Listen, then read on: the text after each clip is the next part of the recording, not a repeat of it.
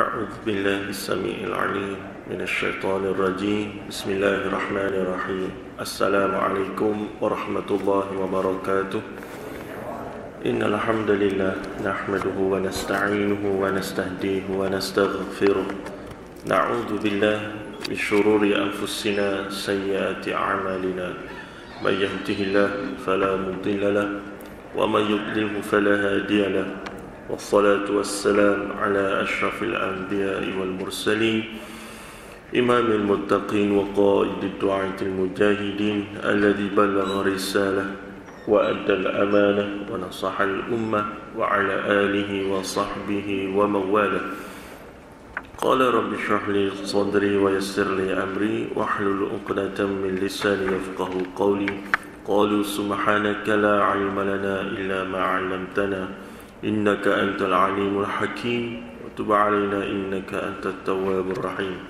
اللهم ارحمنا بالقرآن العظيم واجعل لنا إماما ونورا وهدى ورحمة اللهم ذكرنا منه ما نسينا وعلمنا منه ما جهلنا وارزقنا تلاوته آناء الليل وأطراف النهار واجعل لنا حجة أمين يا رب العالمين. Surah Asy-Syamsu, surah ke-91, masih dalam juzuk ke-30, sambungan dari ayat ke-8 sehingga ayat ke-15. Kita sambung pada bahagian pertama, seterusnya masuk ke bahagian kedua. Kerana kalau kita lihat pada tafsir Munir Al-Fadilatul Syekh ini, ayat ke-8 sehingga ayat ke-10 masih dalam bahagian pertama, kemudian ayat ke-11 hingga ayat ke-15 adalah bahagian kedua. Tetapi dari segi bacaan kita pada pagi ini, kita sekali halunglah dari ayat ke-8 sehingga ayat ke-15 ya. Surah Asy-Syamsu, surah ke-91. أعوذ بالله من الشيطان الرجيم بسم الله الرحمن الرحيم فألهمها فجورها وتقواها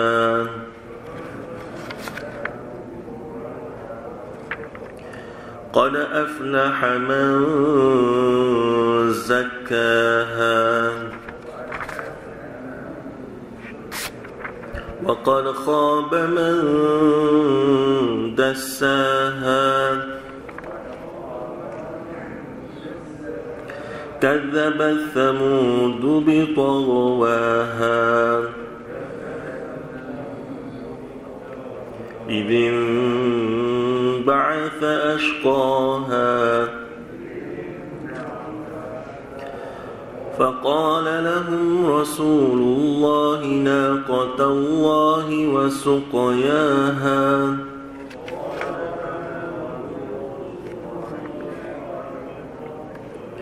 فكذبوه فعقروها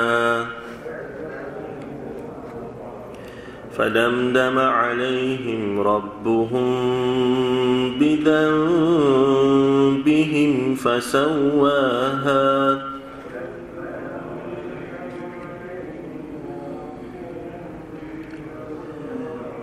ولا يخاف عقباها صدق الله العظيم. Allah berfirman yang bermaksud ayat ke-8, maka Allah mengilhamkan kepada nafs ataupun jiwa itu jalan keburukan dan jalan ketakwaan. Ayat ke-9, sesungguhnya beruntunglah orang yang mensucikan jiwanya. Ayat ke-10, dan sesungguhnya rugilah orang yang mengotorinya pula. Ayat ke-11, kaum Samud mendustakan rasulnya dengan sikap angkuh dan melampau batas. Ayat ke-12, ketika bangkit salah seorang daripada mereka orang yang paling celaka. Ayat ke-13, lalu Rasulullah, iaitu merujuk kepada Nabi Saleh AS, berkata kepada mereka, biarkan dan peliharakanlah unta betina tersebut dan minumannya. Ayat ke-14, lalu mereka walau bagaimanapun mendustakan apa yang disebutkan oleh Nabi Saleh alaihissalam itu dan menyembelih untuk itu, maka Allah memusnahkan mereka disebabkan keingkaran mereka. Lalu Allah menjadikan mereka sama rata dengan tanah, fasawwaha. Ayat ke-15, dan Allah tidak takut kesan ataupun akibat daripada apa yang dilakukannya tersebut. Sadaqallahul Aliyyul Azim. Baik, yang dimulakan Tuan Imam, seterusnya tentang kuasa Masjid Muslimin dan Muslimat, hadirin dan hadirat, tuan-tuan dan puan-puan. Alhamdulillah, kita sekali lagi bersua untuk kesekian kalinya pada pagi ini kita berada di ambang Ramadan, kita berada pada bulan Syaban, dan kita juga secara khususnya berada pada ayat ke-8 sehingga ke seterusnya yang disambung dari segi sama-sama kita belajar tentang tafsir Al-Munir oleh Fadilatul Syekh Dr. Wahab Az-Zuhaili ini. Dan kita masuk kepada dua perkara yang disebut oleh Allah, iaitu tentang pengilhaman, ataupun bagaimana Allah mengilhamkan manusia. Kata Fadilatul Syekh dalam ayat ke-8, kita sambung bacaannya sebentar tadi ini, adalah bagaimana Allah menyebut fa'alhamaha fujuraha wa taqwaha, yang bermaksud Allah memberi petunjuk kepada jiwa nafs ke arah kejahatan dan ketakwaan, menjelaskan bagi jiwa kedudukan tersebut, bagi memberi petunjuk atas apa yang ditakdirkan kepadanya. Kata Ibnu Abbas radhiyallahu anhuma, yang dimaksudkan dengan ayat ini ialah Allah menerangkan bagi jiwa seseorang hamba itu hakikat kebaikan dan kejahatan, ya, dan ini adalah bukti bahawa wujudnya apa yang disebutkan sebagai konsep kebebasan memilih, ya, al-khiyar, ya, konsep kebebasan memilih kepada manusia. Baik, fa'alhamaha, kita orang Melayu sebut ilham, ya, kita orang Melayu sebut ilham.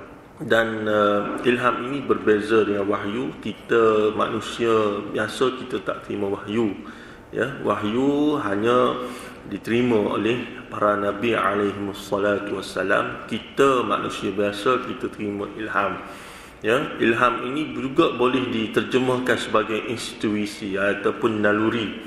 Kadang-kadang bila orang bentangkan kepada kita fakta kes ataupun undang-undang berkaitan, tetapi kita ada rasa tak sedap hati dalam diri kita, ya, itu disebut sebagai salah satu daripada contoh ilham yang menyebabkan kita cuba mencari lagi justifikasi atau dalil atau hujah, ya, untuk menjadikan jiwa kita selesa, untuk menjadikan jiwa kita tenteram, untuk menjadikan jiwa kita tenang tentang apa yang nak diputuskan oleh seseorang tersebut, ya.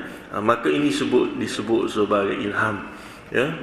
Dan fa'alhamaha fujuraha wa taqwaha bukanlah bermaksud Allah mengilhamkan kepada manusia tentang jalan kejahatan atau jalan keburukan, tetapi Allah mendatangkan rasa dalam diri seseorang manusia itu, ini adalah fujuraha dan ini adalah wa taqwaha, ya, iaitu supaya manusia ada rasa kebertuhanan. Dan ini sangat penting, kerana kalau kita tak ada jiwa kebertuhanan dalam diri kita, maka seseorang itu akan menganggap bahawa agama itu hanya berlega dalam masjid, tetapi tidak lagi terguna pakai di luar masjid. Nak biar ada rasa tersebut itu satu perkara yang sukar dan satu perkara yang susah. Sebab itu ada seorang kawan pernah menceritakan, apabila dia belajar di Pakistan dulu, masjid ni penuh, ya. Kalau 5 tingkat solat Jumaat memang penuh lah, daripada tingkat bawah sampai tingkat atas. Bahkan kalau solat fardu pun penuh, dari tingkat bawah ke tingkat atas.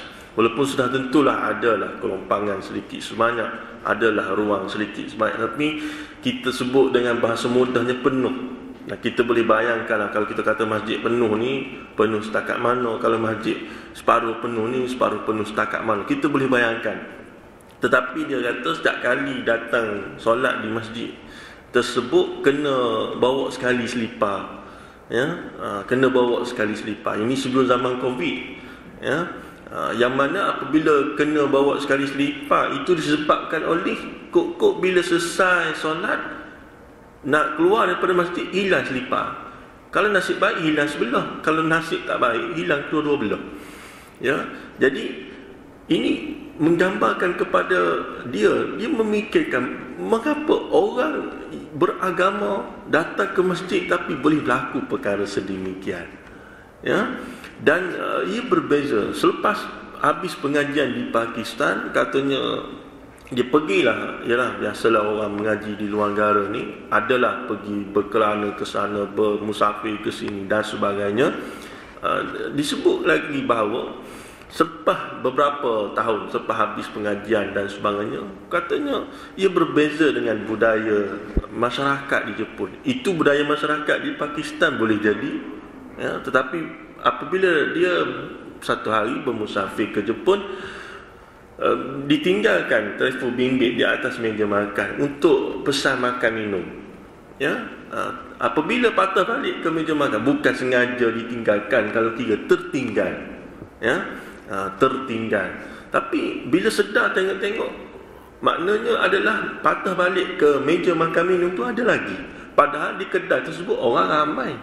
Kalau sesiapa nak ambil, boleh sangat lah, pekerja ke, pelanggan ke. Jadi bila dia tengok, dia terdetik, kenapa bila pergi solat di sebuah negara umat Islam, kalau kita kata di Pakistan ini, sampai terpaksa bawa selipar sekali, letak di tempat solat. Tapi di Jepun berbeza suasananya, berbeza suasananya. Dan kalau kita tengok juga dalam satu artikel yang dibuat berkenaan dengan studi ataupun satu kajian, satu research lah, satu studi tentang kajian integriti, Anda lupa apa nama majalahnya, tapi dibuat satu kajian ataupun case study, apabila dibuat satu kajian di Belanda, iaitu membuat kajian mengguna pakai telefon awam, public phone. Letaklah barang berharga di atas tempat public phone tersebut, antaranya dompet dan telefon bimbit. Antaranya dompet dan telefon bimbit, yang mana pada pandangan kita dan sudah tentu orang akan mengatakan bahawa ini antara barang berharga seseorang lah. Kita berjalan mesti kena ada duit, mesti kena ada telefon bimbit. Bila sengaja ditinggalkan, memula guna pakai public phone tersebut tapi sengaja ditinggalkan, case study, kemudian bila patah balik ke satu sudut ataupun satu titik, nak tengok apa berlaku kepada telefon bimbit dan wallet tersebut ataupun beg duit tersebut, selepas berapa ketika, setengah jam, sejam, tak terusik, tidak terusik. Jadi ini juga bila kita tengok balik dan kita buat perbandingan balik, seolah bahawa apabila agama itu tidak disudutkan kepada persoalan hukum hakam berkaitan dengan wajib, sunat, harus, makruh, bahkan ia perlu dibudayakan dalam masyarakat. Yang ini yang susah, nak menjadikan ajaran agama itu satu budaya dalam masyarakat, yang ini yang susah. Kerana bila kita sudutkan agama dalam kehidupan itu hanya berkaitan dengan hukum hakam 5 itu sahaja, maka hukum hakam mencuri itu yang dikatakan sebagai haram itu pada asalnya boleh jadi orang jadi takwil makruh. Tak apalah mencuri, bukannya merompak, bukannya sampai mendatangkan kecederaan kepada orang lain, bukannya membunuh, bukannya merokok. Jadi bila tak ada pembudayaan kehidupan beragama dalam masyarakat, ini benda-benda yang akhirnya menyebabkan seseorang itu tersudut pemakaiannya ataupun aplikasi kehidupan beragamanya pada sudut-sudut tertentu saja. Ini kita minta jauh lah, supaya kita boleh menjadikan kehidupan beragama kita ni satu budaya dalam masyarakat kita, satu budaya dalam masyarakat kita. Sebab itu disebut fa'alhamaha fujuraha wa taqwaha. Jadi Allah mengilhamkan kepada manusia bahawa fujurha, iaitu fujur ni satu kata nama yang bermaksud pemberontakan ke atas sesuatu kuasa yang lebih berkuasa ke atasnya, iaitu Allah, iaitu pemberontakan jiwa. Allah kata boleh, dia kata tak boleh. Allah kata tak boleh, dia kata boleh. Ya, the other way around. Jadi Allah mengilhamkan kepada jiwanya ada rasa tersebut. Yang kita naklah biar ada rasa tersebut. Bukannya kita tak ada rasa tersebut, yang mana seseorang itu secara fitrahnya, kullu mauludun yuladu 'ala fitrah. Setiap yang lahir itu, ataupun setiap anak yang lahir itu lahirnya atas fitrah. Dan fitrah manusia ni, dia tak suka benda tidak baik, benda kotor, benda jijik, benda tidak suci, benda tidak bersih. Ni fitrah manusia. Tapi lama kelamaan bila sudah terbiasa dengan benda kotor, benda jijik, benda tidak suci, benda tidak bersih, akhir sekali lama kelamaan mari rasa tidak apa.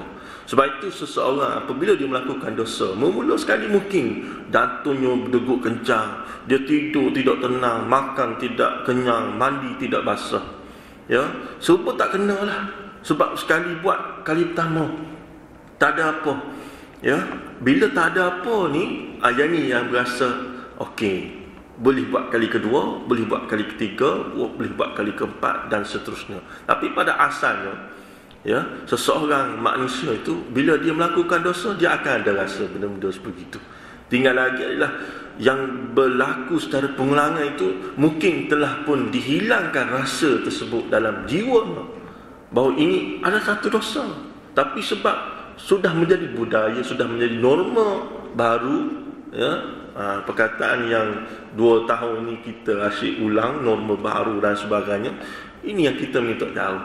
Sebab tu dalam satu hadis Nabi SAW sebut nuktatun fi qalbihi nuktatun sauda. Kita baca dalam ayat kalla bal rana ala qulubihim. Kita tak minta bahawa kita minta jauh daripada Allah, ya, yang mana digambarkan seseorang itu apabila melakukan satu dosa akan tercalik dalam jiwanya, dalam hatinya satu titik hitam, ya, nuktatun sauda, yang mana bila dia tidak bertaubat, ya, bila dia tidak minta ampun daripada Allah, maka titik hitam ini akan bertambah. Buat satu dosa bertambah lagi, buat satu dosa bertambah lagi, akhirnya menyebabkan dia tak ada rasa apa. Tak ada apa, ini kecil saja. Ya, bukannya bunuh anak orang, bukannya minum arak, curi selipar saja. Jadi ini benda-benda yang kita minta jauh. Sebab itu kita minta daripada Allah, tunjukkan apa yang hak, itu adalah satu perkara yang hak, dan rezekikan kepada kita untuk mengikutinya, dan tunjukkan apa yang batil itu adalah satu kebatilan, dan rezekikan kepada kita untuk meninggalkannya. Jangan kita biasakan budaya tak ada apa, ni orang kita, ya. Jangan kita budayakan benda-benda kita. Takut kita mari rasa dalam hati kita tak ada apa dah. Padahal Allah tunjuk dah pada kita fa'alhamha fujuraha wa taqwaha. Ini benda tak betul, ini benda betul. Dah ada, tapi sebab kita membudayakan benda tak betul jadi betul. Ya, benda betul jadi tak betul, benda tak betul jadi betul, jadi terbalik habis.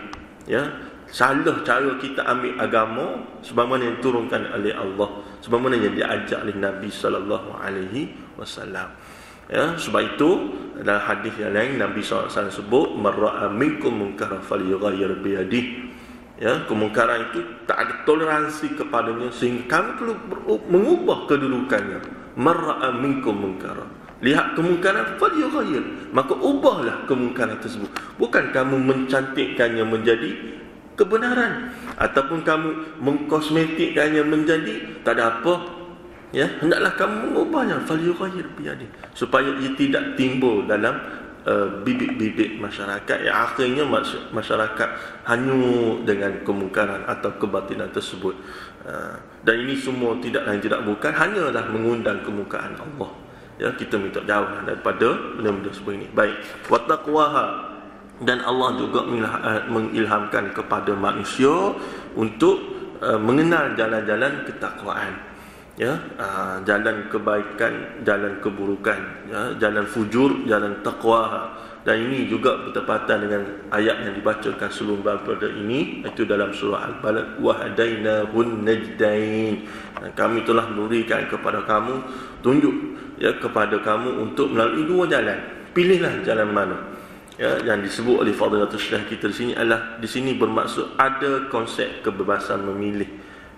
Ada konsep kebebasan memilih. Allah beri kepada kita segala panca indera.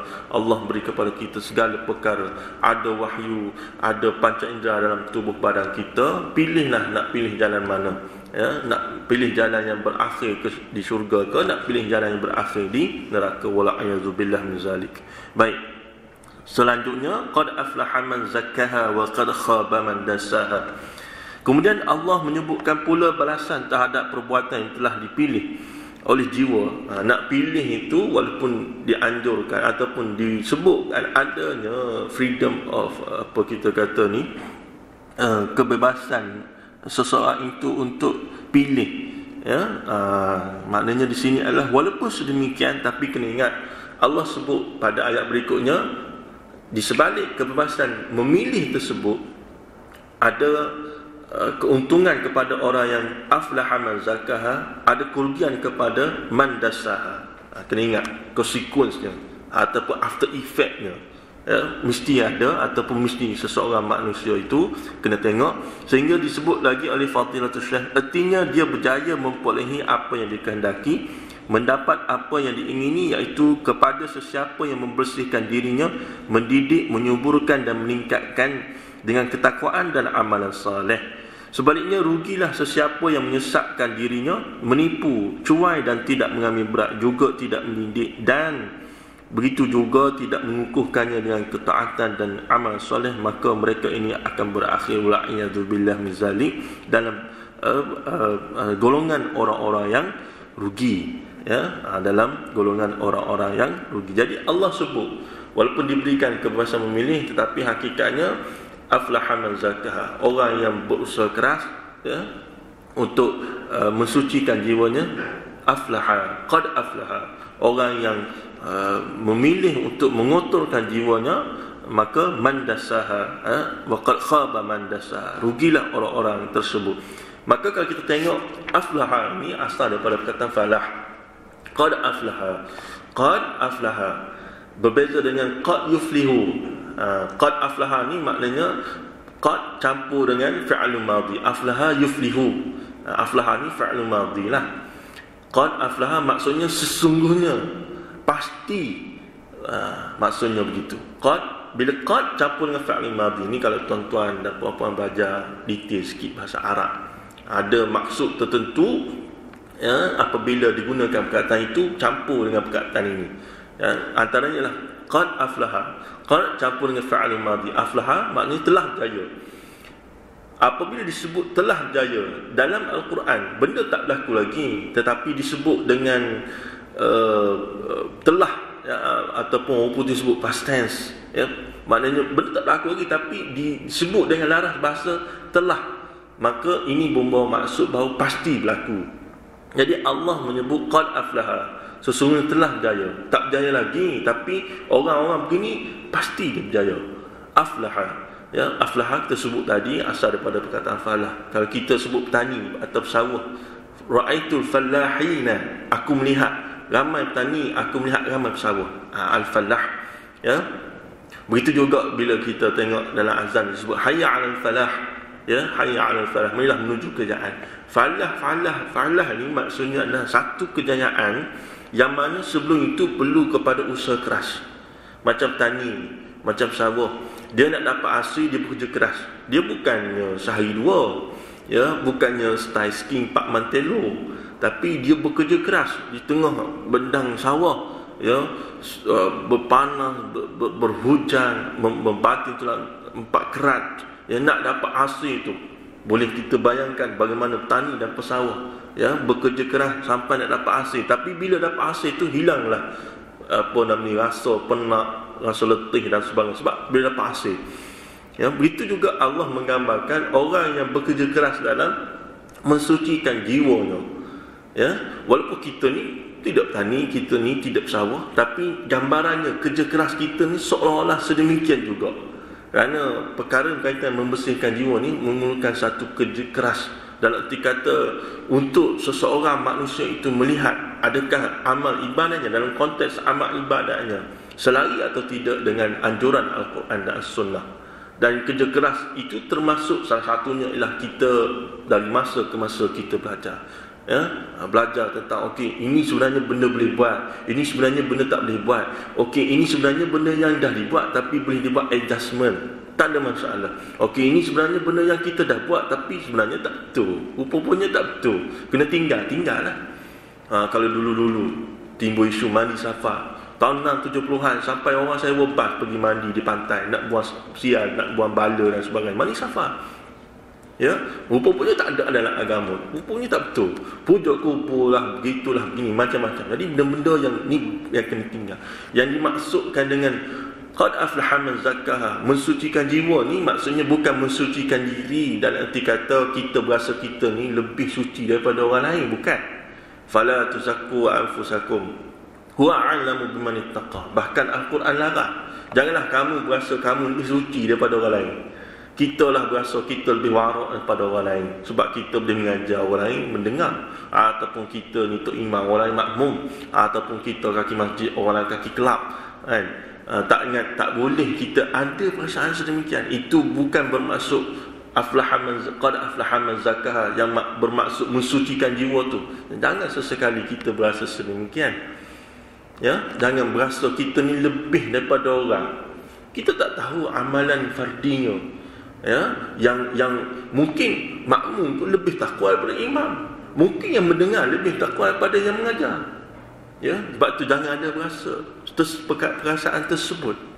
Ya, fala tusakku anfusakum wa a'lamu biman ittaqa. Kerana yang lebih tahu siapa yang takwa di kalangan kamu adalah Allah. Ya, Allah yang lebih tahu siapakah di kalangan kita dalam ramai-ramai yang duduk pada majlis pada hari ini yang lebih takwa. Tak sebenarnya yang mengajar lebih takwa menentang dia boleh mengajar, dia boleh cakap, dia boleh menggunakan mikrofon. Boleh jadi yang duduk belakang sekali yang lebih bertakwa, boleh jadi. Itu maksudnya. Maksud dalam qad aflaha man zakkaha ini adalah bagaimana mensucikan jiwa itu, ya, yang digambarkan bagaimana kerja keras seseorang itu. Kerana untuk kita kembali kepada ajaran yang asal daripada Al-Quran dan As-Sunnah, satu perkara yang sangat perlu kita nilai kembali, ya. Lebih-lebih lagi dengan latar belakang masyarakat kita, ya, di tanah Melayu ini sejarahnya cukup panjang, ya. Kok ada pencampuran antara budaya dengan agama, ya. Sebab itu pernah satu ketika Umar Khattab radhiyallahu anhu, ya, apabila menjadi khalifah, ya, yang ketiga, Amirul Mukminin yang ketiga, melewati satu gereja, melihat seorang padri Kristian sedang mengerjakan amal ibadah. Lalu Umar menangis. Ditanya, limadza tabki ya Amirul Mukminin, ya. Maka Umar mengatakan bahawa apabila ditanya, mengapa kamu menangis wahai Amirul Mukminin, Umar mengatakan bahawa apabila aku melihat padri Kristian ni beribadah kepada Tuhannya, aku teringat kepada ayat amilatun nasibah tasla naran hamiyah, iaitu bermaksud bahawa amal ibadat ni amilatun nasibah, benda yang bukan senang nak buat. Amilatun nasibah, susah, ya. Amal ibadat kita nak buat ni, walaupun Allah beri 4 jam seharian semalaman, kita sendiri pun kita berasa susah nak buat amal ibadat, ya. Subuh sebagai contoh, nak kena bangun, nak kena tinggalkan mengantuk, kalau kira sedap tidur lah daripada bangun, ya. Lagi-lagi kalau hujan, ya, sedap kita heret selimut, ya, daripada kita bangun, ya. Itu contoh, itu baru satu contoh. Nak melakukan amal ibadat ni sukar dan susah, ya. Amilatun nasibah tasla naran hamiyah. Tapi dalam keadaan susah melakukan amal ibadat itu, buat juga alhamdulillah, tapi taslah naran hamiyah, rupanya amal ibadat itu menyebabkan dia disambar oleh api neraka Allah, wala'iyadu billah min zalik. Sebab apa? Sebab amal ibadat itu tidak selari dengan kehendak Al-Quran dan As-Sunnah. Dan salah satunya adalah tidak ada keikhlasan. Sebab tu amal ibadat ni kita nak hantar kredit kita kepada Allah, ada prasyaratnya. Dan ini yang benda-benda kita kena tengok. Kita tak boleh take for granted, ya. mengajar contoh pada hari ni, kita ni dengan niat nak tunjuk pada orang, ya, tak ikhlas nak suruh orang sebut nama kita, tak ikhlas, ya, dan ada benda-benda lain yang dia nak, dia tak ada keikhlasan dalam hati dia, bagi contoh. Jadi habis masa dia sejam cakap pun, wala'iyadzubillah min zalik, tak ada hasil di sisi Allah. Tu kita minta jauh, ya. Begitu juga dengan solat subuh kita. Sebab itu kita doa, Allahumma taqabbal minna, ya Allah terimalah pada kami. Kita solat subuh tadi, ya, kita ada jaminan ke Allah terima solat subuh kita tadi? Tak ada jaminan, ya. Sebab itu kita berdoa dengan kekhusyukan kita, dengan rendah hati kita, ya Allah minta terimalah solat subuh.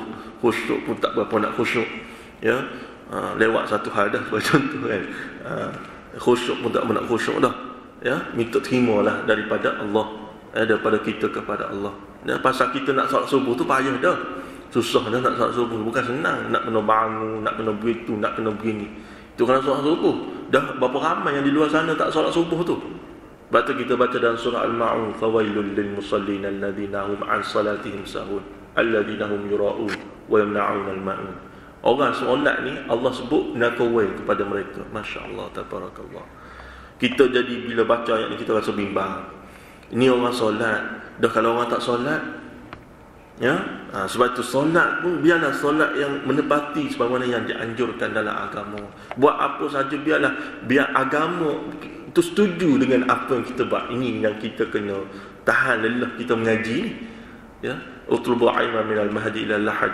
Sampai ni lahad kena tahan lelah mengaji. Sebab kita nak tengok apa kita buat ni selari ke tidak dengan anjuran agama.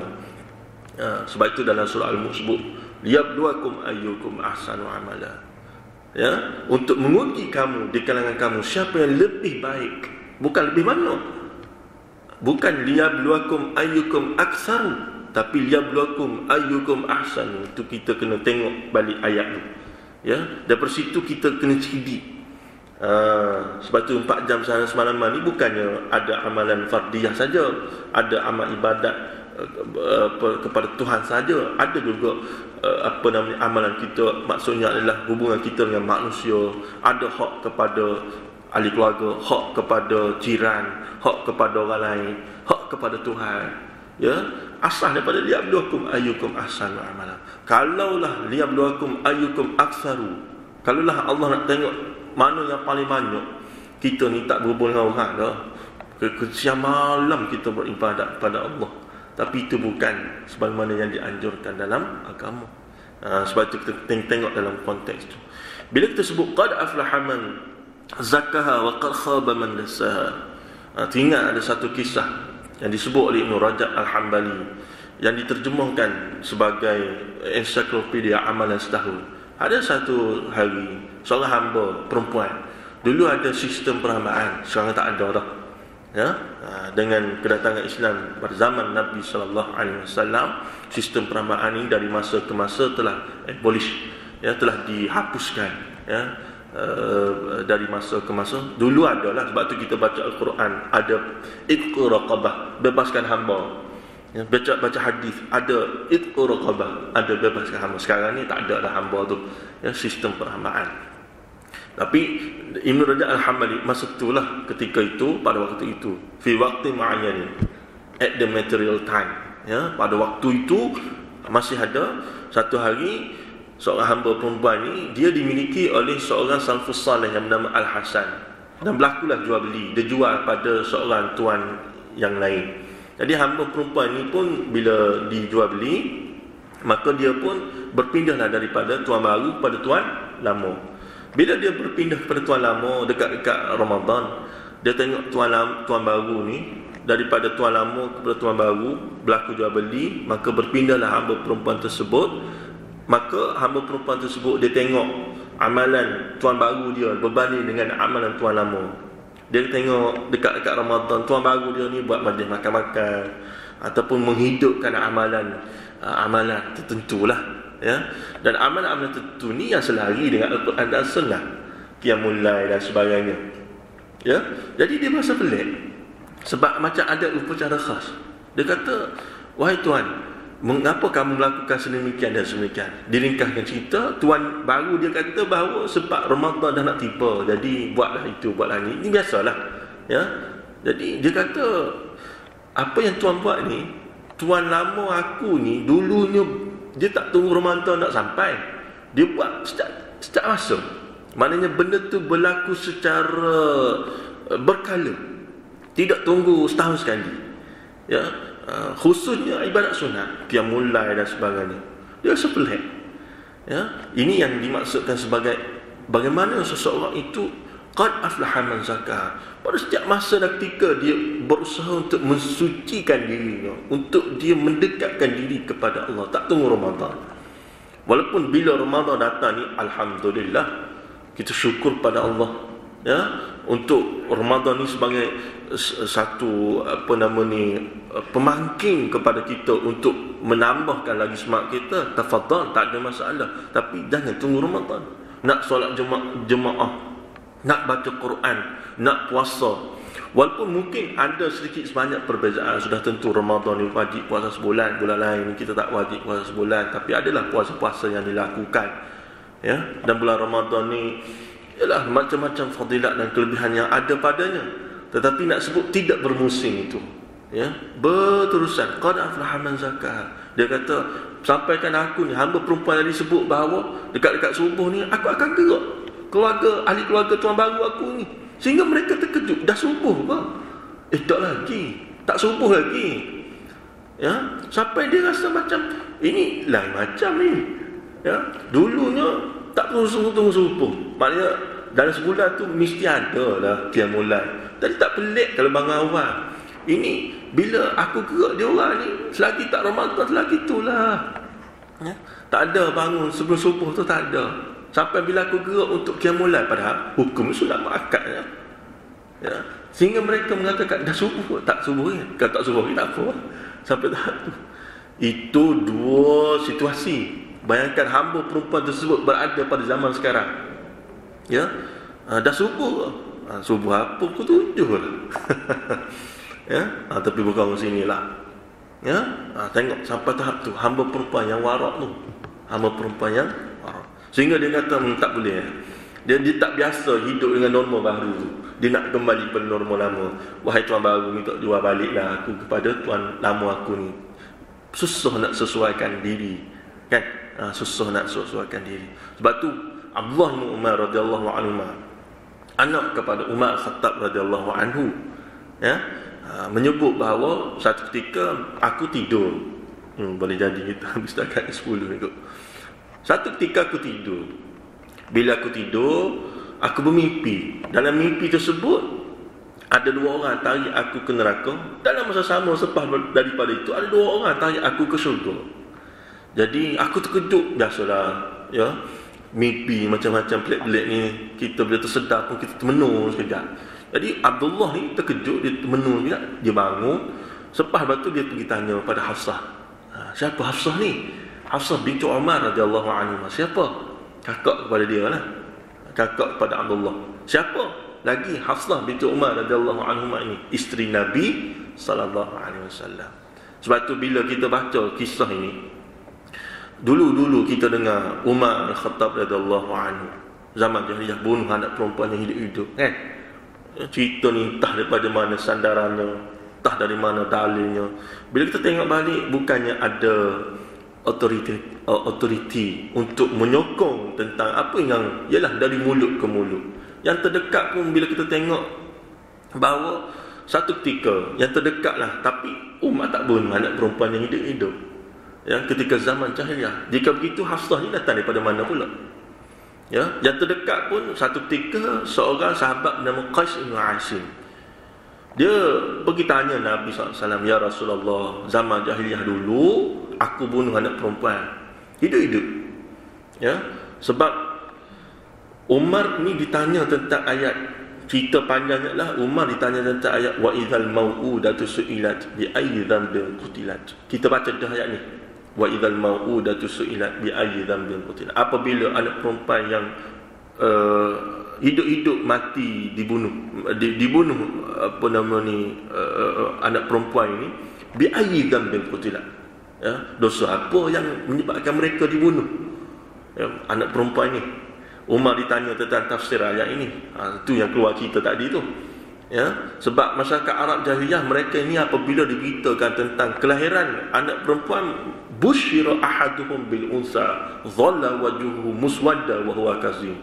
Wa idza busyira ahaduhum bil unsa, apabila disampaikan berita gembira kepada mereka tentang kandungan ini, jantinanya anak perempuan, dhalla wajhuhu muswadda, tukar wajahnya menjadi hitam legam. Jadi tak puas hati, sebab bagi mereka anak perempuan ni bawa sial. Ya, bila Islam datanglah baru ada martabat sedikit orang perempuan. Sebab tu kita tengok orang perempuan ni berperanan penting dalam struktur masyarakat kita pada hari ini. Bukan setakat dalam negara kita, di luar negara pun ada jadi presiden, ada jadi chancellor, macam-macam. Tapi kekaguman kita kepada orang perempuan janganlah sampai nak tukar jantina kepada orang perempuan pula. Ni contohlah. Jadi bila disebut dhalla wajhu muswadda, jadi masyarakat Arab jahiliyah ini, mereka ini akan bertukar wajah menjadi hitam legam sebab tak puas hati kerana orang perempuan ni bawa sial, bawa majalah, ya, macam-macam bawa. Jadi tak puas hati. Jadi masyarakat Arab jahiliyah pada ketika itu bila lahir anak perempuan, dia akan bunuh hidup-hidup. Ya, dia akan tanah hidup-hidup.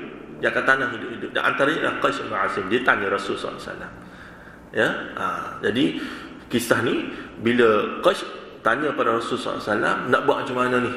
Nabi SAW kata, itqu raqabah, bebaskanlah seorang hamba. Itu cara untuk agar dosa diampunkan oleh Allah.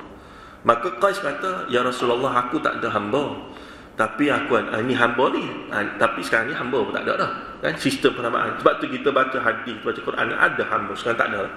Jadi Qais bin Asim kata, ya Rasulullah, aku tak ada hamba, tapi aku ada unta. Aku ada unta. Unta ni kalau kita kata aset lah. Sebab unta ni dia macam-macam boleh dilakukan. Boleh disembelih, boleh ditunggang, boleh diminum susu, macam-macam unta ni. Ya, jadi Nabi SAW kata, kalau begitu kamu sembelihlah unta, berilah makan dagingnya, makan minumnya.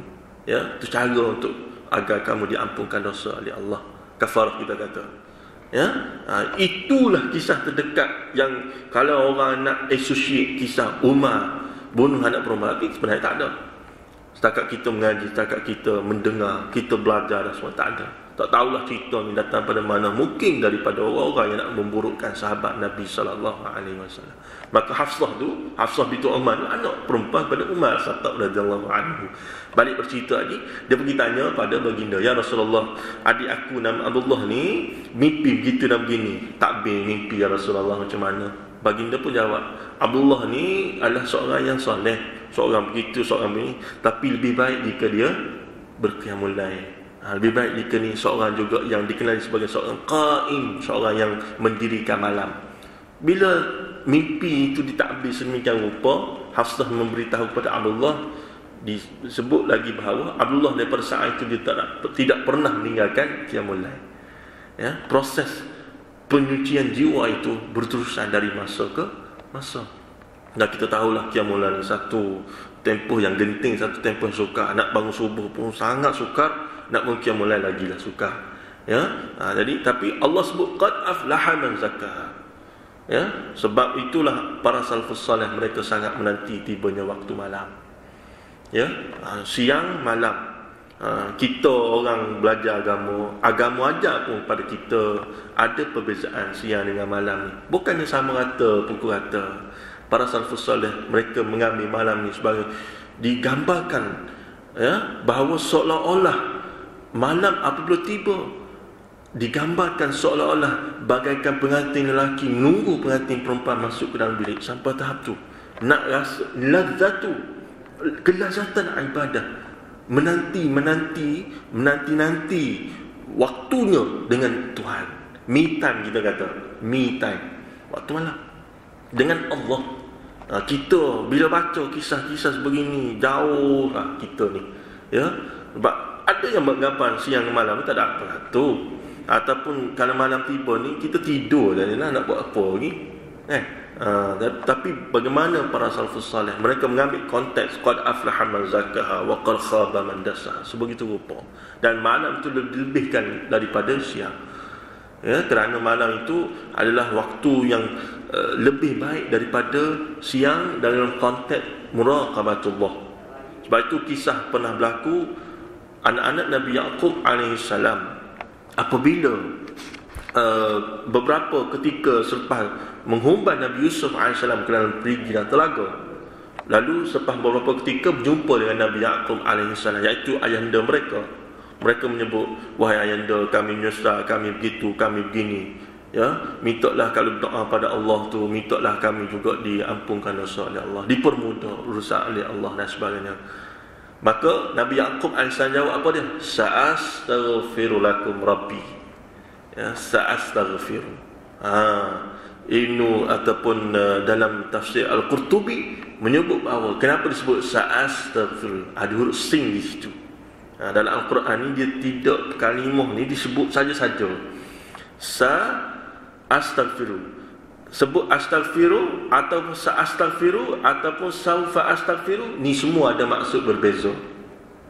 Ada maksud berbeza. Bila sebut sa'astaghfiru, kalau pagi ni disebut sa'astaghfiru, malah nanti bahawa aku akan doa. Tapi kalau disebut astaghfiru, maknanya sekarang lah aku doa. Kalau sebut saufa astaghfiru, nantilah, tak tahu bila. Itu kaedah bahasa Arab. Ya, sebab bahasa Arab ni dia istimewa ni, Allah sebut bukan saja-saja, perkataan demi perkataan. Kenapa disebut di setengah tempat fala isma, kenapa disebut di setengah tempat fala haraj? Padahal dua maksud dosa. Isma dosa, haraj dosa, zambun dosa. Ada sebab itu. Itu kita kena kaji. Dia bukan macam manusia. Allah ni tidak macam manusia. Kita ni kadang-kadang dah beralih dah pasal bunga, hari itu di sebelah kanan, hari ini sebelah kiri pula. Ini saja, itu manusia. Allah dia tidak saya saja, dia ada sebab-sebab. Kita ni saya saja. Paling tidak pun kita kata puas tengok di sebelah kanan pasal bunga, nak beralih sebelah kiri lah pula. Paling tidak lah. Kalau tidak, jawapan kita tak ada apa, saya saja. Itu manusia. Allah tidak saya saja, ada sebab-sebab dia. Benda berlaku ni ada sebab. Ada sebab dia. Dia tidak saja berlaku. Sebab-sebab ni manusia kena cari, manusia kena tengok apa hikmah dia, apa rasional dia. Banjir ke, tanah runtuh ke, ya, macam-macam berlaku dalam negara kita. Ada sebab ni. Kena carilah. Kena fikir, kena tengok apa hikmah dia. Dia tidak berlaku saja tu. Dia tidak macam kita. Allah. Baik. Macam bila disebut begitu, maka dikatakan lagi bahawa qad aflaha man zakaha wa qad khaba man dasaha.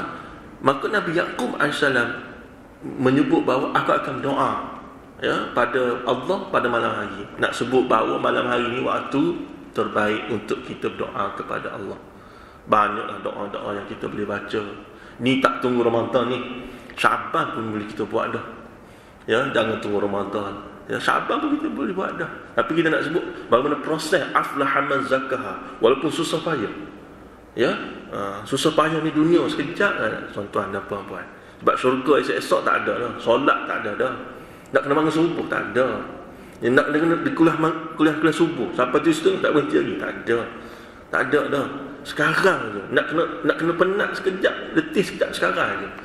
Ya, sebab tu kita usahalah. Ya, jangan tunggu Ramadan baru nak buat. Takut tak sempat dengan Ramadan. Takut tak sempat dengan Ramadan. Buat sekarang lah. Malam nanti buat. Ya, banyaklah benda yang boleh kita buat dalam kemulan. Solat sunat, solat tahajud, solat taubat. Paling tidak 2 rakaat. Ya, baca Quran 2 muka pun, semuka ke, setengah muka ke, zikir, selawat, macam-macam. Doa pun termasuk. Allahumma rahmataka arju, ya, fala takilni ila nafsi tarfata ain wa aslih li sya'ni kullahu la ilaha illa anta. Ini antara doa-doa yang kita boleh baca juga. Ya, dalam tema banyaklah doa-doa yang kita boleh baca. Ya, Allahumma rahmataka arju, ya Allah, dengan rahmat-Mu lah kami berharap. Ya Allah, ya, fala takilni ila nafsi tarfata ain, janganlah engkau tinggalkan aku ni, menguruskan hal aku sendiri-sendiri. Tarfata ain, walaupun sekelimat, walaupun sekelumit cuma, walaupun seketika cuma. Mintalah hidayah, taufik hidayah daripada-Mu, minta ilham daripada-Mu. Jangan tinggalkan aku ni ada masalah, aku buat keputusan sendiri tanpa panduan daripada Kamu. Doa. Wa aslih li sya'ni kullahu, ya Allah, perelokkanlah segala urusan aku. Minta perelok.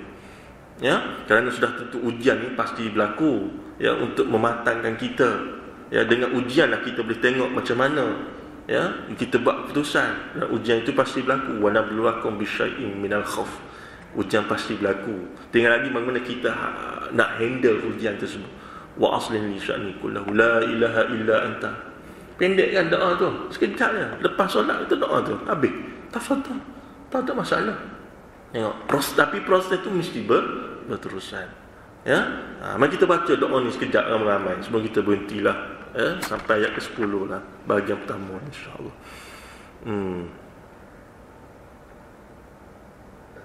Boleh. Kita baca doa tadi ramai-ramai sekejap. Allahumma rahmataka arju. Allahumma rahmataka arju. Fala takilni ila nafsi tarfata ain. Fala takilni ila nafsi tarfata ain. Wa aslih li sya'ni kullahu. La ilaha illa anta. Sekali lagi. Allahumma rahmataka arju. Fala takilni ila nafsi tarfata ain. Wa aslih li sya'ni kullahu. La ilaha illa anta. Amin ya rabbal alamin. Boleh baca, boleh hafal, boleh amal. Ya, pendek kan?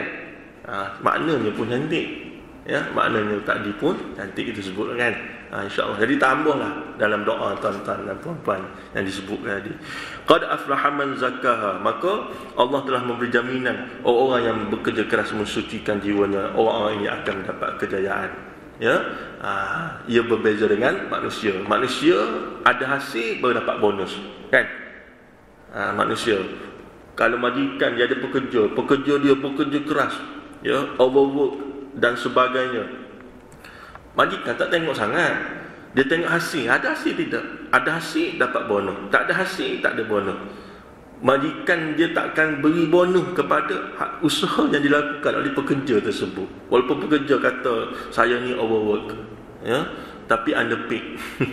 Ya, tapi hasil tak ada bonus. Allah tidak. Hasil ke tak ada hasil ke belakang kira, yang penting usaha. Itu yang kita buat tu. Qad aflaha man, ya, zakkaha. Berjayalah sesungguhnya orang yang mensucikan jiwa.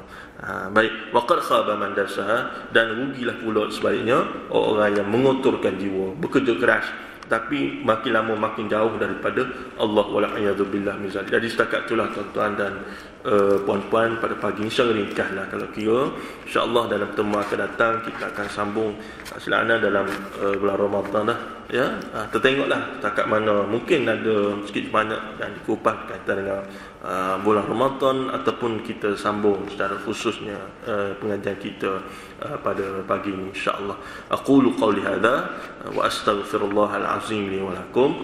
Moga-moga apa yang baik itu kita ambil sebagai pengajaran, apa-apa yang tidak baik itu kita ambil sebagai sempadan dan kita turut untuk kita sama-sama menyampaikan kepada orang-orang yang tidak bersama dengan kita pada pagi ini. Wassalamualaikum warahmatullahi wabarakatuh.